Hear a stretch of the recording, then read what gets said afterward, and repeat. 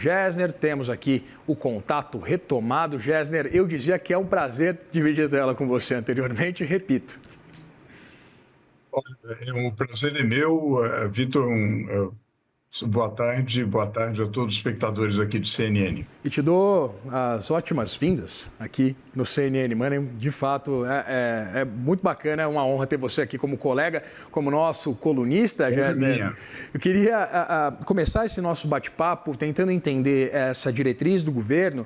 Eu até lembro que alguns meses atrás a gente teve uma entrevista bastante importante aqui com o Dario Durigan, aqui no CNN Money, uma entrevista que fiz, inclusive, com o Yuri Pita, nosso âncora do CNN 360, em que ele relatava essa preocupação, principalmente com esse crescimento dos dispêndios com o BPC, do incremento de número de beneficiários. E eu queria entender exatamente como essas adaptações podem, de fato, representar algum tipo de alívio a essa pressão orçamentária que a gente já sabe, né?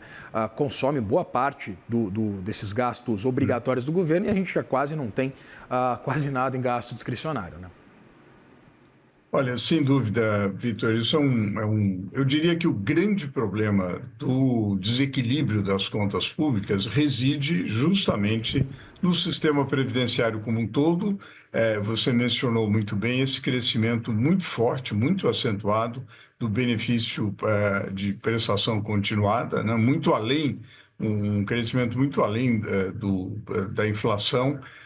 E que exige um controle do ponto de vista de verificação, de fiscalização, verificar se não há benefícios sendo concedidos de forma inapropriada, de pessoas que não têm direito a esse benefício, em detrimento, naturalmente, de pessoas que têm todo o direito ao benefício. Então, realmente é bem-vinda a preocupação em relação à fiscalização, é bem-vinda a preocupação de introdução da biometria. É claro que essa introdução precisa ser bem organizada, ela precisa ser gradual e os beneficiários precisam ser orientados para que isso, por si só, não gere um problema para o recebimento dos benefícios. Agora, de qualquer maneira, eu acho que há problemas mais estruturais com o sistema previdenciário que precisam ser atacados, não é, Vitor? Não, sem dúvida, eu queria entender exatamente essa perspectiva, principalmente jogando para o futuro.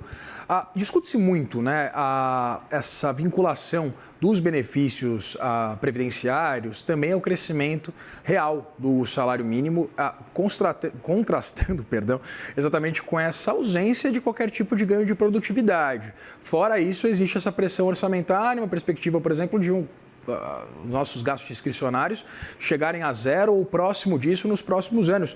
E aí eu queria entender se você corrobora com essa leitura, Gessner, acerca da necessidade, por exemplo, de uma discussão um pouco mais ampla sobre a desvinculação orçamentária para os próximos anos, independentemente de que o governo nos conduza em meio a essa série de dificuldades orçamentárias, né?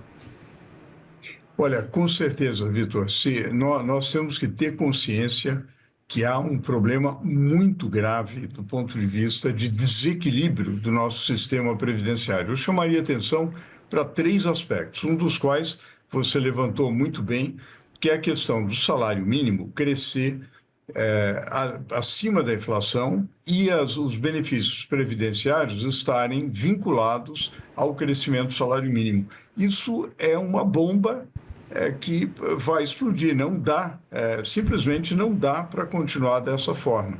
Quer dizer, há alguns cálculos sugerindo que um aumento de R$ 1 no salário mínimo acarreta quase que meio bilhão em termos de despesa. Quer dizer, é impossível um sistema conviver dessa forma. Se você transfere ganhos de produtividade da economia para os inativos, o que acontece? Os gastos previdenciários vão crescendo, vão exprimindo gastos com saúde, com educação, que justamente estão por trás do aumento da produtividade, e a economia vai definhando, vai perdendo produtividade e não tendo capacidade, inclusive, de fazer frente às obrigações com os aposentados. Então, esse é um primeiro problema. Um segundo problema, muito conhecido, aliás, objeto da prova do Enem, não é, Vitor? é o envelhecimento da população brasileira. Em 1980, nós tínhamos 4% da população com mais de 65 anos. Hoje nós temos mais de 11%. Quer dizer, esse rápido envelhecimento da população, essa transição demográfica, essa mudança demográfica profunda pela qual o Brasil está passando, obviamente coloca mais pressão sobre o sistema previdenciário.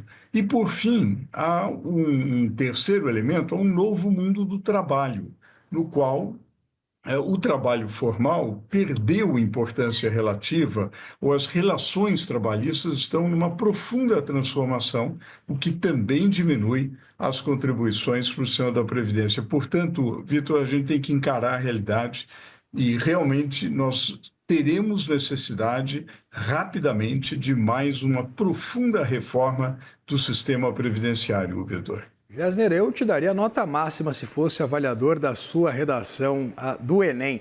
Gessner, eu queria perguntar se nesses ditames dessa reforma que você projeta, estaria contido, por exemplo, algum tipo de mudança desse formato atual da Previdência, que a gente sabe que a gente tem um regime de coparticipação ali, né? E a gente mudaria para esse regime de capitalização. Queria exatamente entender se essa seria uma das alternativas exatamente com esse essa nova característica da nossa pirâmide etária no país, né?